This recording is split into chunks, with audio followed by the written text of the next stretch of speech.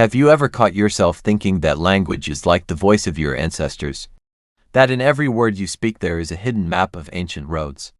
Imagine a people in the mountains of the Caucasus who speak the language of steppe horsemen, the language of the Scythians and Sarmatians. Yet they live among gorges, towers, and mountain passes like true highlanders. It seems simple. Nomads arrived, settled down, became mountain folk. But what if that's an illusion? What if the Ossetians are not merely descendants of the Alans, but the result of a strange, almost impossible alloy where the language came from one world, while most of the ancestral lineages came from another? Today, we launch a DNA investigation that reveals the Ossetian mystery is hidden not in legends, but in the way steppe and mountains met inside their genome. So, who are the Ossetians? They are a people living on both sides of the greater Caucasus Range, on the northern slopes in valleys and foothills and on the southern side in highland regions. Their language, Ossetian, is unique. It belongs to the Iranian branch of the Indo-European family and is considered the only living continuation of that very Scythian-Sarmatian linguistic line that once thundered from the Black Sea region to the edges of Asia. The Ossetians are like the last spark of a vast steppe fire that went out, yet left one living ember in the Caucasian mountains. And this is where the riddle begins, because the Caucasus is not the place where an Indo-European Iranian language should have survived just like that. Around it are Caucasian languages, Turkic languages, and later the influence of the Georgian, Russian, and Ottoman worlds. A crossroads of civilizations, the millstones of history, where peoples were ground down and mixed, and yet the Ossetian language endured. What had to happen for the language of steppe nomads not to dissolve, but instead become the voice of a mountain people?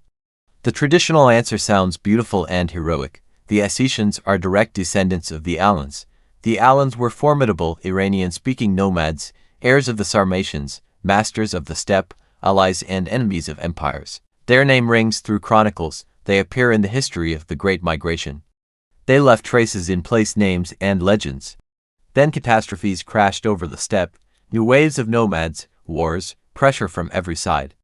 And supposedly, part of the Alans fled into the Caucasus Mountains, survived there, preserved themselves there and became the Ossetians. Logical, clear, almost like a movie plot. But there is another version far more uncomfortable. It whispers, what if people were already living in those mountains, local Caucasian communities with their own clans, habits, and rules of survival? And then a relatively small, but strong and prestigious layer of Iranian-speaking Alans entered this world. Not necessarily a huge crowd of settlers. Sometimes history works differently. Numbers don't decide fate, organization does. Military power does, control of trade routes, status. And then a language can become a language of power and spread even if the newcomers were fewer than the locals. The scenario is no longer a whole people arrived, but the language arrived from above. It's not a romantic legend anymore, it's social mechanics. That's our central conflict. Theory 1. The Ossetians are an almost direct continuation of the Alan steppe community, preserved in the mountains. Theory 2. The Ossetians are a Caucasian foundation onto which the Alan language and part of Alan paternal lineages were layered. And to understand which version is closer to reality, we need neither a chronicler nor a poet. We need an impartial judge. Genetics. In any DNA detective story, it's crucial to agree on the rules right away. There are different layers of genetic memory. The Y chromosome is passed along the male line from father to son like a family seal that can travel through centuries almost unchanged if a paternal line doesn't break. Mitochondrial DNA, on the contrary, follows the female line from mother to children. And there is also autosomal DNA, the general mixture from all ancestors, which reflects broad migrations and admixture better, but mixes faster over time. It's important to understand, no single marker equals the whole history of a people. But together they create a three-dimensional picture like watching one event through three cameras. Let's start with the male line. What would we expect to see if the Ossetians were a nearly pure continuation of the Alans? Then in the Y chromosome we would expect confident dominance of lineages often associated with steppe Iranian-speaking nomads, and noticeably less of a typically Caucasian component. But when geneticists began examining Ossetian samples, they found a picture far more complex and far more interesting. The Ossetians do have lineages that can be connected to a wider steppe and Eurasian context, yet there is also a high share of Y lineages that are especially characteristic of the Caucasus and mountain populations. Not one seal for everyone, but a whole set of seals, as if different ancestral traditions met inside one alliance. And here comes the first plot twist. Because if the Ossetian male gene pool contains a strong Caucasian layer that makes the theory, we simply fled into the mountains as an entire people less perfect. If only a steppe community had moved into the mountains, why would its paternal lineages carry so much that is typical of the mountain Caucasus? Either the Alans had already mixed heavily with Caucasian groups before retreating into the mountains, or there was from the beginning a large body of local population in the mountains that entered the common union and became part of the future Ossetians. And yes, this doesn't destroy the Alan version, but it transforms it from a simple direct descendants narrative into a far more complex story of synthesis. Next, it gets even more interesting, because the Ossetians are not a monolith. There are differences between northern and southern groups, between subethnic communities, between valleys. In the mountains, this is normal. Each valley is like its own world, each path like a border. Genetics often mirrors that geography. In some places, paternal lineages linked to local Caucasian neighbors could become entrenched. In others, lineages arriving through steppe contacts could take root. And all of this can happen without massive migrations, a few founder clans, a successful marriage alliance, a prestige factor that makes a particular lineage status-bearing. Genetic drift in small populations is a powerful force, especially in the mountains. But if the male line shows complexity, the female line can tell us how the mixing happened. And here we approach the second surprise. In classic stories of conquest, we often see the same pattern. Incoming men take local women as wives. Then the Y chromosome changes sharply, while mitochondrial DNA remains local. It's as if a new layer of male lineages arrives on the land, while women continue to come from the original population. The Ossetian picture does not fit the primitive template. Conquerors came and took women. Female lineages among mountain peoples of the Caucasus often show ancient regional continuity, and the Ossetians are no exception. Their maternal lines display a broad West Eurasian set typical for the region, without the feeling of one single explosive migration of women that would instantly replace the local layer. This suggests that the formation of the Ossetian people was not a one-time event but a process long, multi-layered, like the stratification of rock in the mountains, where each layer preserves its own epoch. And now we can try to reconstruct the historical scenario not from beautiful legends, but from the logic highlighted by genetics and geography. Imagine the early Middle Ages and earlier centuries. The steppe world constantly pulses. Tribal confederations, raids, trade, mercenary service, migrations. The Caucasus is not simply a wall. The Caucasus is a system of gates, passes, river valleys, contact zones. For steppe warriors, the mountains could be a refuge, a base, and a road. Some Alan groups could settle in the foothills, enter alliances with locals, and control routes. In some areas, they could become a military elite that brings language, culture, prestigious names, and a warrior tradition. And then the most human thing in the world kicks in: family. Mixed marriages, clan alliances, children who grow up in one valley and speak the language that becomes the language of status and common communication. Imagine the Alan language gradually becoming the language of the Union, the language of negotiations, of military organization. And local Caucasian clans enter this union because it's safer, more profitable, more prestigious. As a result, the language spreads wider than the genes of the specific incoming group. That is the paradox. The language can be steppe, while a significant part of the ancestral lineages can be mountain. This is how we can explain why the Ossetians are people with an Iranian language surrounded by Caucasian and Turkic languages. It doesn't necessarily mean they are all genetically steppe nomads. It can mean the steppe component played the role of a catalyst, an organizer, a cultural core that merged with a local foundation. And most importantly, the mountain environment could lock that result in place. Mountains know how to preserve not only food. They preserve culture, dialects, traditions, clan structures. If a language once became dominant, the mountains helped it hold. Because every gorge is a small fortress against external pressure. And now it becomes clearer why Ossetian culture looks like a bridge between worlds. On the one hand, it has a deeply mountain code, communal life, clan ties, a distinctive ethic of mutual help, legends about valleys and towers, life according to rules dictated by the terrain.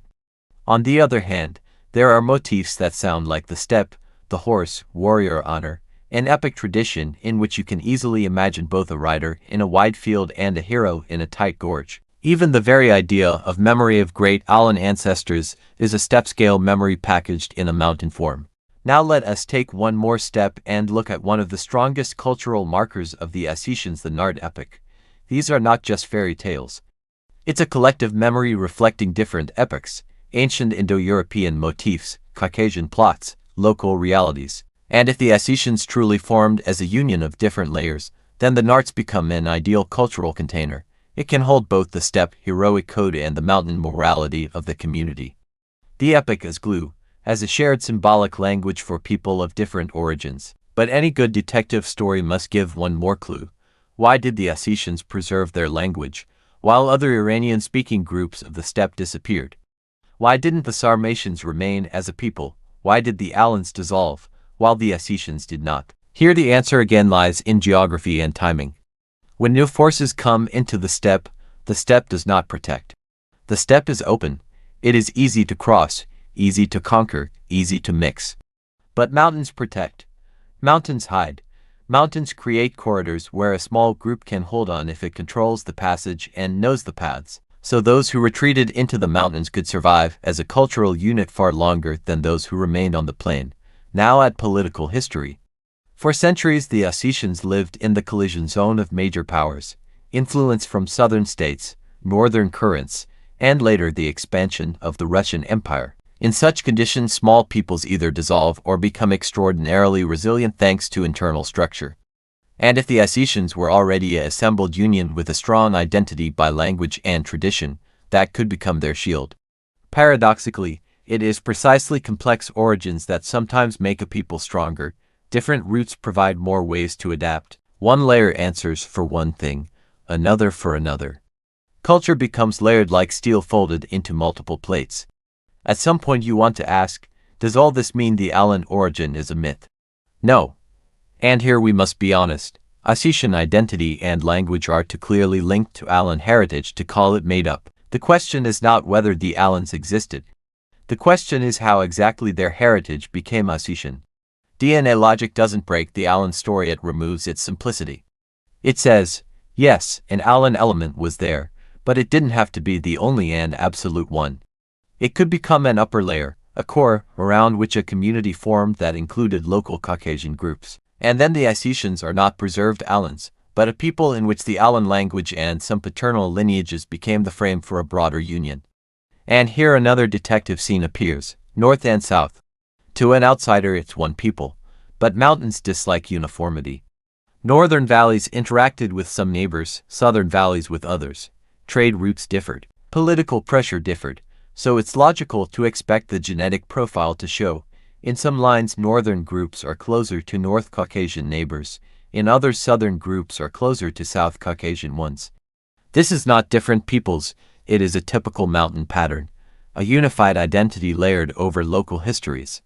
And the deeper into the past, the more such local traces appear. Now let's return to the question that always holds attention in stories like this. What exactly was the engine of the Ossetian language? Why could local people shift to the Alan language? Because language is not only a tool of communication. It is a marker of belonging, access to alliances, protection, status. If at some point the Alan language became the language of military organization, agreements, exchange, perhaps religious or legal practices, then switching to it was advantageous. And children raised in mixed families could see that language as their own without feeling it was foreign. After a generation, the question who came from where becomes less important than the question who are we now. That's how ethnic groups are built. And this explains another thing that seems mystical but is actually, the Ossetians preserved their language because it became not the language of one family, but the language of a shared identity. It survived for centuries precisely because it was into the social framework. Not one clan spoke Ossetian, the whole community did, for whom the language became a symbol of we. And when empires, borders, and religions changed around them, the language could remain an internal support. But to keep the script honest, we must also say that genetics does not draw clear ethnic labels. You cannot say, this haplogroup is Alans, and that one is Caucasians. Real history is far more complex. The same lineages could appear in different groups, move, mix. What matters is not labels, but the overall pattern. the Ossetians indeed carry traces of both the broader Eurasian world and a strong Caucasian layer. And this pattern fits best not with the myth of purity, but with the history of union and adaptation. And now, with this reconstruction in hand, we can look at cultural details from a new angle. Traditional Ossetian ethics of hospitality and honor, complex rules of relationships, respect for elders, the role of the community, these fit perfectly into a mountain environment where survival depends on mutual aid. But at the same time, warrior symbolism, epic heroism, motifs of the horse and weapon, memory of great ancestors, this is what sounds like the steppe. As if two universes left their fingerprints on the culture, there is also the religious layer. The Caucasus is rarely one religion. Historically, the Ossetians experienced different influences: Christian, Islamic, local beliefs, and syncretic practices. This too can reflect borderland identity. When a people stands on a fault line, it often becomes a master of integration, not to break itself completely, but to absorb elements and recast them into something of its own. And if Ossetian origins are a synthesis, then the cultural ability to synthesize becomes not a coincidence, but a continuation of the same logic. Now imagine this people as a bridge. On one side is the steppe world that gave the language and part of the heroic code. On the other are the Caucasian mountains that gave a survival structure, local ancestral lineages, resilience, and the ability to endure in isolation. A bridge is never pure stone. It is always built of different materials and stands on different supports. That is why it holds. So, back to the main question: who are the Ossetians? The theory of pure Allan continuation, or the theory of an alliance of steppe and mountains? The answer suggested by genetic logic and the history of geography leans toward the second. The Ossetians are people in whom Allan heritage did not disappear, but became a core around which a mountain community formed, absorbing a local Caucasian foundation. Their history refutes the idea that a people must have one origin. Their history proves sometimes a language is a banner under which different clans gather, and that can make a community only stronger. The Ossetians are living proof that mountains can do more than isolate. Mountains can preserve. But they preserve not purity, but a unique alloy, an alloy in which you can hear the echo of steppe horsemen and the breath of Caucasian gorges. An alloy that survived empires, wars, catastrophes, resettlements. And if you listen to Ossetian speech like music, you can feel two melodies at once, the wide steppe and the sharp mountain. And that is their secret. Imagine the final scene of our investigation. It's as if we are standing on a mountain pass. Below is a valley where routes from the steppe to the mountains could once have run. On one side is open space, where it's easy to disappear in the flow of new peoples. On the other is stone, where you can hold on for centuries. And somewhere between them, in this narrow transitional strip, the Ossetian story was born. Not a simple line, but a complex one, like a mountain trail with turns, false summits, and unexpected views. And if you expected one answer, the DNA detective gives another. The Ossetians are not a single root, but an entire tree that grew on the border of worlds. Write in the comments which people you want to see next: the Caucasus, the Balkans, the steppe. Maybe someone you've heard legends about, but never saw their history through the eyes of genetics. Subscribe, hit like, and ring the bell. There are many more hidden roads ahead, buried in our DNA.